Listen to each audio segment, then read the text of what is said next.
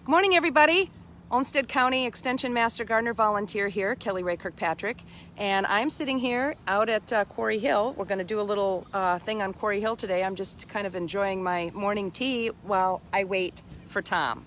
I have no idea where Tom is. I don't know what he's doing, but he's completely late this morning.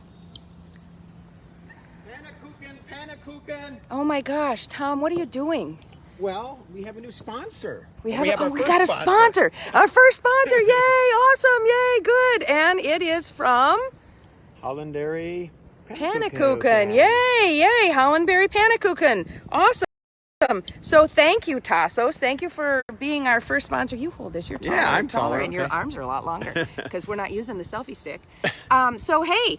Welcome to the Tom and Kelly Show. Episode 10. Episode 10. And to celebrate episode 10 and having a sponsor, we are offering you a Panakuchen hat, a Panakuchen mug, and a free Panakuchen. Thank you to Hollandberry Panakuchen. And the first correct answer, please respond down below. We will be posting our question below in the comments after this episode is over. The first correct response to our question will get these goodies from Panakuchen. Perfect. Awesome. And so why don't we get going? But this, again, we're at it.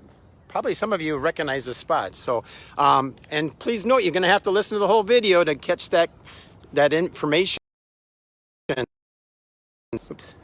That's going to get us going here. So, all right, Kelly, where are we at? Let's get walking. Okay, so here we are. Of accoutrement. Oh wait, take it. Okay, then we're good. We're good. All right, we're here at Quarry Hill Park, and I'm just checking here. And again, we've got some. Okay, there we go. Whoops. Okay, we're at Quarry Hill Park, and I don't think people know this, but if you Googled, or I actually look on TripAdvisor for Quarry Hill Park, you will find that it is the number 4th place to visit, things to do in Rochester. Woohoo, so it's Quarry kind of Hill, interesting. ranking in the top 5 of visit sites. In Rochester, which is such a competitive market, from what I understand. Rochester's a competitive tourism Yeah. market? They get about 180,000 visitors from all 50 states here, lots of countries, and about 99,000 people, primarily school teachers, school students, participate in their programs. They have a lot of programs, and they work with the Rochester School District on that.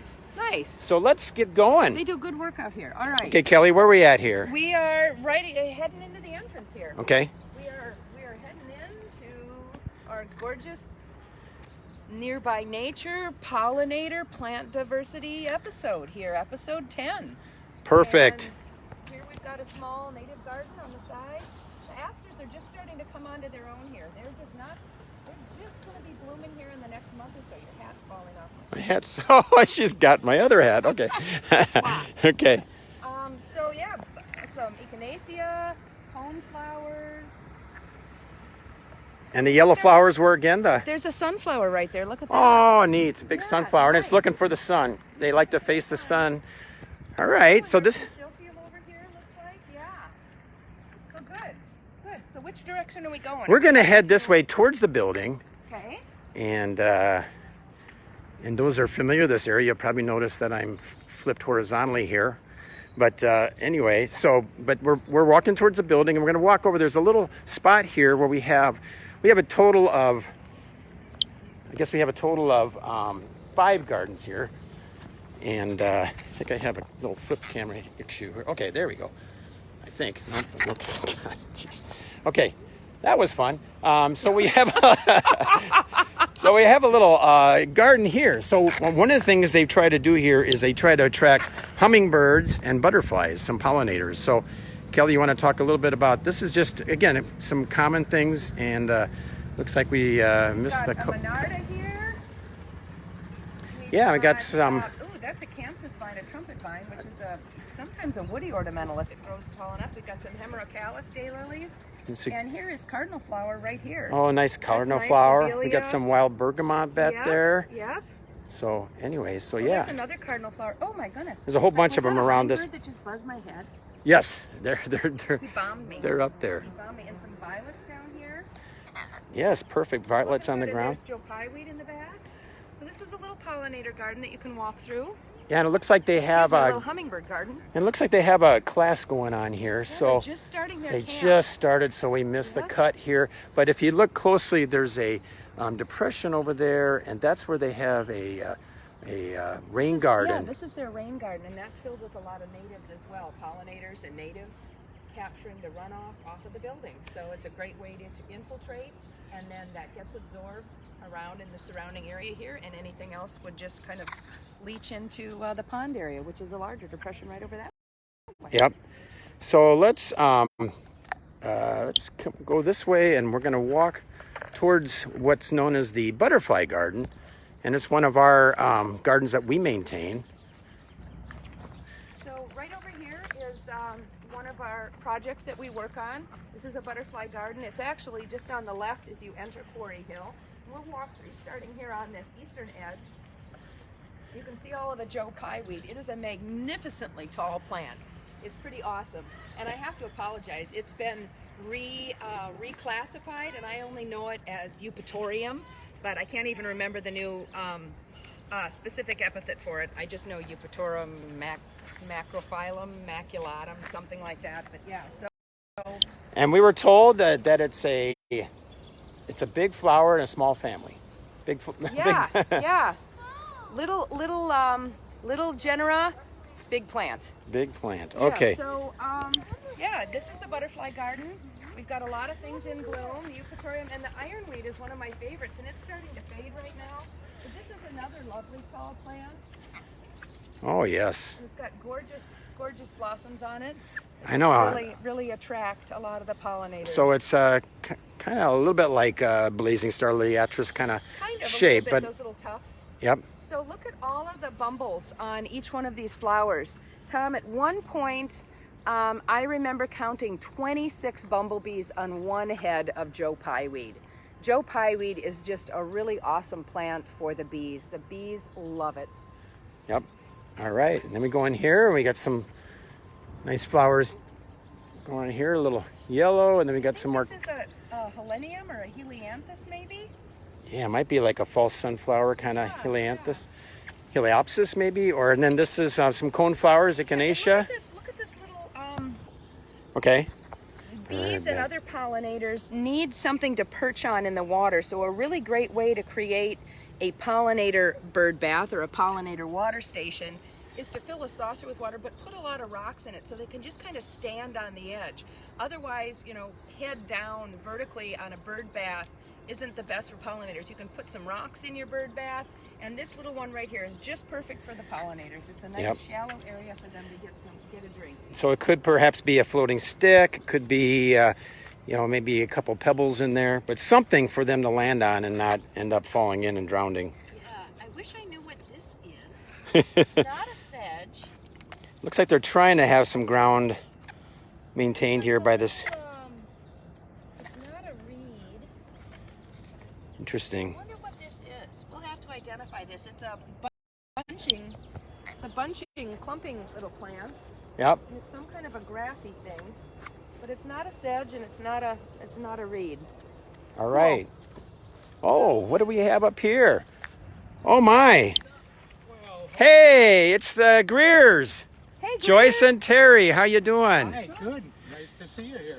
Longtime master gardeners here in Olmsted County, and they've got a little show and tell here. Yeah, for us. and they have been working for decades on eradicating the invasives here at the park, and these two are hands down some of our most verdant workers on getting things out of Quarry Hill that shouldn't be in Quarry Hill. And we thank them for years worth of doing the work that they're doing. And what are you going to talk about today? Well, we've been taking care of garlic mustard, getting rid of it, and buckthorn here in the park. And once you take those things out, you need something to take their place. So we have a few plants here that we just thought we'd show. Wonderful. Okay. We should maybe show people what buckthorn is. Sure. We've got some right over here. We've got just enough sunlight here. In a handy location. Yes. Yeah, because I don't think everybody understands what's buckthorn. And of course, some people, I mean, wasn't it used ornamentally in England or something for bushes? And it was used more in hedgerows between fields. Yep. And so farmers here initially thought it was a wonderful plant because it would keep the cattle from going between fields. And as Joyce's father once said, why wouldn't I like it? It's the first thing to green up in the spring and the last thing green in the fall. And while that's nice, it can grow in practically no light. It can grow in fairly bright sunlight, so it's very adaptable, and it shades out most of the other normal woodland plants that we would have here. So that's how it chokes things out. And it does have, let's see, yeah, it does have the little spines there, Yes, they form between... That's the key right there. Okay, if you can see that, but that's how you know you're probably got buckthorn, but a little thorn in there. So. The leaves have a particular veining pattern. It's similar to a dogwood, so don't just pull anything that has a leaf like this. Yep. And the bark of it tends to have, buckthorn. It tends to have little striations, kind of like a small cherry or plum tree. Okay, perfect. Okay, now you know what it looks like. So when you're walking in the woods, you'll be able to recognize it.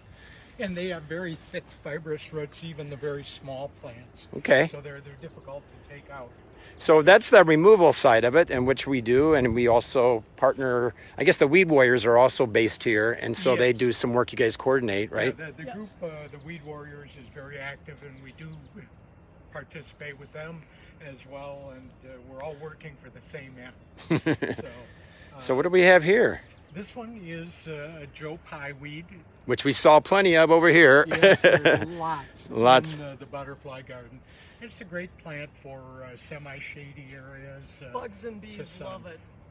It's terrific for bugs and bees. It is kind of a late bloomer. It's just coming into its own now here in the butterfly garden.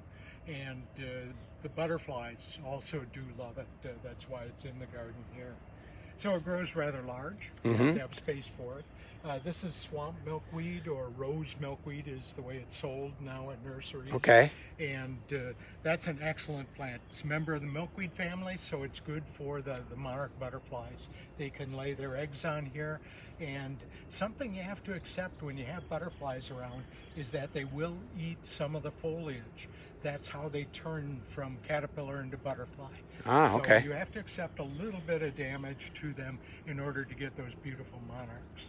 Okay, But they Terry. also nectar on the flowers. Yep. And then we have some golden Alexander. Golden Alexander, Now, which some it's hard to people- tell from that from this It size. is. I'm Yes. sorry, they're not blooming.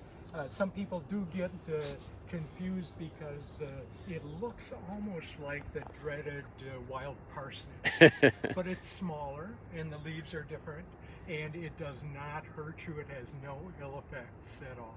But it blooms early in the spring, so it's a good spring nectar source for bees and bugs. And it grows pretty tall, right? Pretty. It's Not as tall as parsnip, maybe, but No, wild not as parsnip. tall. 2 to 3 feet. Okay, 2 to 3 feet, but kind of a similar bloom at the top with the. It's Yes. kind of an umbral with Yep. yellow flowers, Yep. small yellow flowers. Okay, so we'll be putting that in. So 2 steps in the, I guess what's under plant biodiversity. The first thing is removing the non-desired invasive species such as garlic mustard, late May and June, and get it before it blooms and seeds. And then getting into some wild parsnip, but not too much here, I guess, at this time. And then, of course, buckthorn. And then the restoration is really the key part. We got to restore the habitat. That's Yes. right. Yeah. So with that, we really appreciate you guys joining us today.